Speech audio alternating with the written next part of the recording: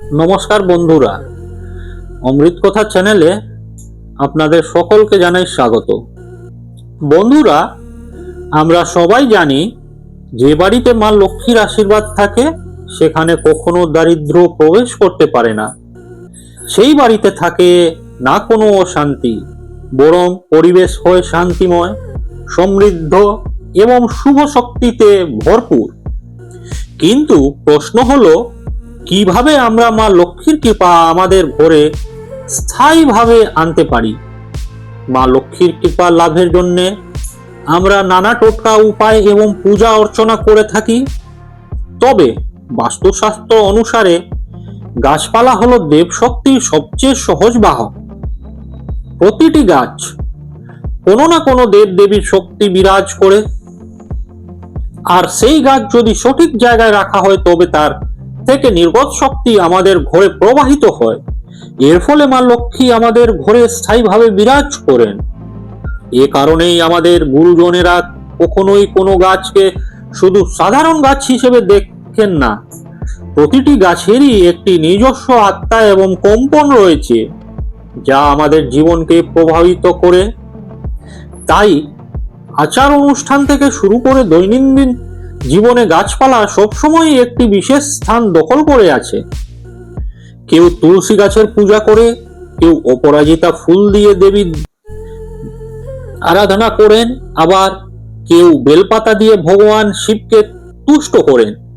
প্রতিটি গাছের মধ্যে লুকিয়ে আছে এক ভিন্ন ভিন্ন আশীর্বাদ। এখন প্রশ্ন আসতে পারে, কেন প্রতিটি গাছ আমাদের জীবনে ভিন্ন প্রভাব ফেলে? এর উত্তর লুকিয়ে আছে প্রাচীন জ্ঞান বাস্তুশাস্ত্রে। বাস্তুশাস্ত্রকে বলা হয় দেব শক্তির বিজ্ঞান। এই শাস্ত্র আমাদের শেখায় প্রকৃতি পাঁচটি উপাদান, মাটি, জল, আগুন, বায়ু এবং আকাশকে কিভাবে কাজে লাগাতে হয়। বাস্তুশাস্ত্র হলো সেই বিজ্ঞান যা আমাদের বলে দেয় কোন বাড়ি, স্থান, এমনকি গাছপালা যদি সঠিক দিকে এবং সঠিকভাবে স্থাপন করা হয় তবে সেই স্থান হয়ে ওঠে শক্তিশালী, সমৃদ্ধ এবং শান্তিতে পরিপূর্ণ। এর ফলে জীবনে আসে স্বাস্থ্য, সম্পদ, সুখ এবং শান্তি। আর যদি ভুলভাবে রাখা হয় তবে সেখানে প্রবেশ করে দুঃখ, দারিদ্র, রোগ এবং অশান্তি। অর্থাৎ বাস্তু শুধু বাড়ি তৈরির নিয়ম নয়, বরং প্রকৃতির শক্তিকে সঠিকভাবে ব্যবহার করার এক গভীর বিজ্ঞান। এই কারণেই বাস্তুশাস্ত্রে বহু গাছের উল্লেখ পাওয়া যায়। বাস্তুশাস্ত্র অনুযায়ী তুলসী গাছে ভগবান বিষ্ণু বাস করেন, বেল গাছ ভগবান শিবের প্রিয়, অপরাজিতা দেবী দুর্গার রূপ, আর কারিপাতা গাছকে ধরা হয় মা লক্ষ্মীর প্রতিরূপ। আজ আমরা জানবো বাড়িতে কারিপাতা গাছ রাখলে কি কি হয়। মনে রাখবেন, এই গাছ যদি শুধু রান্নার স্বাদ বাড়ানোর জন্য ব্যবহার করেন তবে আপনি একটি বড় ভুল করছেন, কারণ এটি মা লক্ষ্মীর অদৃশ্য শক্তিকে আপনার ঘরে আকর্ষণ করে। এই গাছ একদিকে যেমন সুস্বাস্থ্যের আশীর্বাদ দেয়, অন্যদিকে দারিদ্র দূর করে ঘরে আনে ধন, সম্পদ এবং সমৃদ্ধি।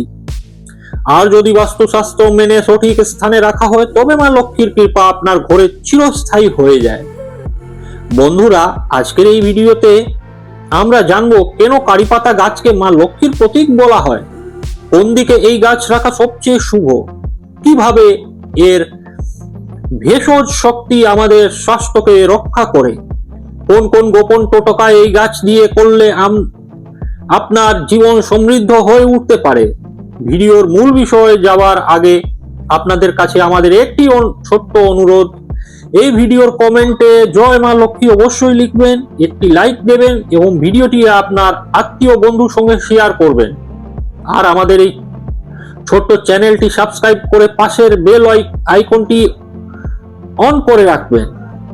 তাহলে আসুন শুরু করা যাক আজকের এই আধ্যাত্মিক যাত্রা কারিপাতা গাছের রহস্যময় মাহাত্ম্য দিয়ে। কারিপাতা গাছের আধ্যাত্মিক মাহাত্ম্য শাস্ত্রে স্পষ্টভাবে বলা হয়েছে, কারিপাতা গাছ হলো দেবী লক্ষ্মীর প্রতীক। যে বাড়িতে এই গাছ থাকে সেখানে কখনো দারিদ্র স্থায়ী হয় না।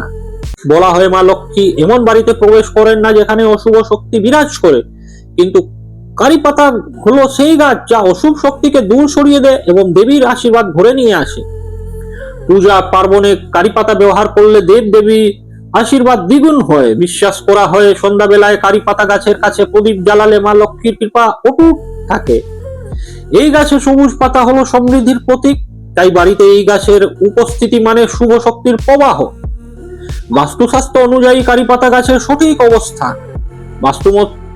বাস্তুশাস্ত্র মতে এই কারি পাতা গাছ বাড়ির কোন দিকে থাকলে শুভ এবং কোন দিক থাকলে অশুভ তা জেনে নেওয়া যাক।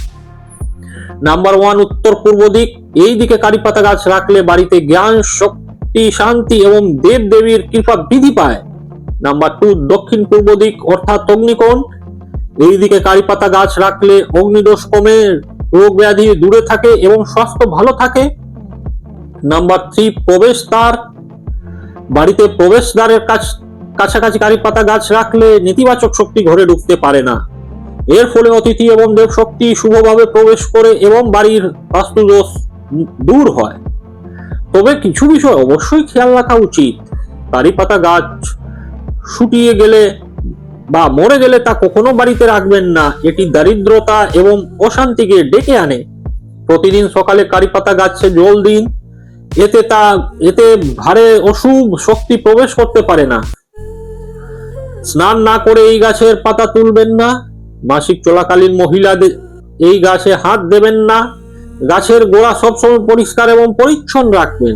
কারি পাতা গাছের ভেষজ গুণ এবং উপকারিতা। কারি পাতা শুধু আধ্যাত্মিক দিক থেকেই নয়, ভেষজ গুণেই অন্যান্য।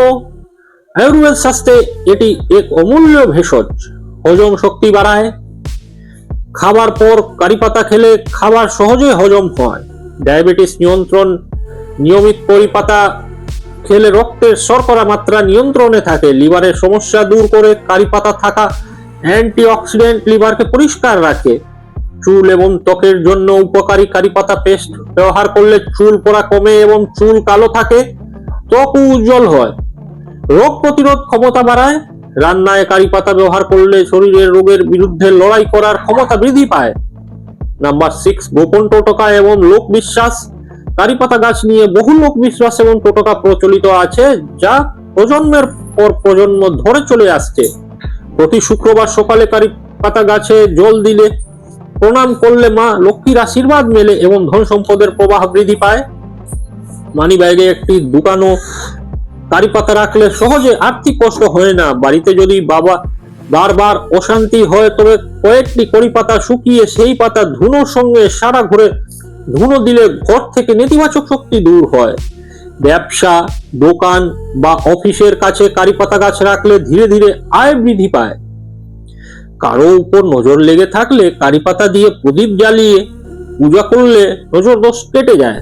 বন্ধুরা, আমরা দেখতে পেলাম যে কারি পাতা গাছ কেবল রান্নার স্বাদ বাড়ানোর জন্য নয়, এটি এক অমূল্য আধ্যাত্মিক ভেষজ এবং বাস্তু শক্তির উৎস। এই গাছ মা লক্ষ্মীর প্রতীক, তাই এটি ঘরে থাকলে দুঃখ আর দরিদ্র দূর হয়ে থাকে। আয়ুর্বেদের ব্যবহার আমাদের শরীরকে সুস্থ রাখে, আর বাস্তুশাস্ত্র অনুযায়ী সঠিক স্থানে রাখলে ঘরে আসে ধন সম্পদ, সুখ, সমৃদ্ধি এবং দেব দেবীর অভিন্ন আশীর্বাদ।